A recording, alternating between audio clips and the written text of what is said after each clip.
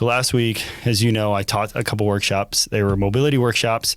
They were with educators in a school district and people on staff.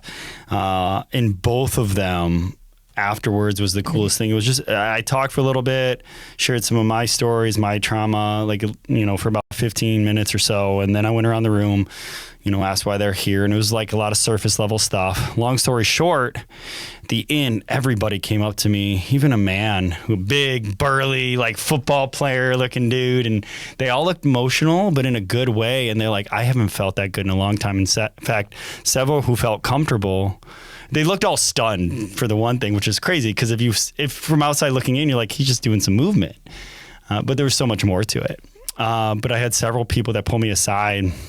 They're like, who finally shared some of their trauma, like somebody, they got cancer through COVID and they used to be avid in like martial arts and all this stuff. It was a woman.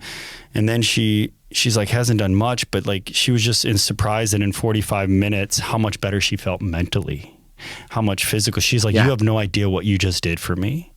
Like, I didn't know I could do these things. I didn't know how good something could feel. A guy similar, and story after story of just, it made me like, holy crap, I might be onto something here. But it's like, I've been doing this and I've had this, but it was really just bringing you down and simplifying it and showing how we move in, mobility, but call it what you will. It wasn't yoga, but just moving in a fashion that we can release stuff in our body and our mind to the point that like people have to just stop and stare and like, holy crap, this is all I maybe needed to start with. And that's what I encourage them, just try to do something like this for even 5 minutes every morning and see how you feel.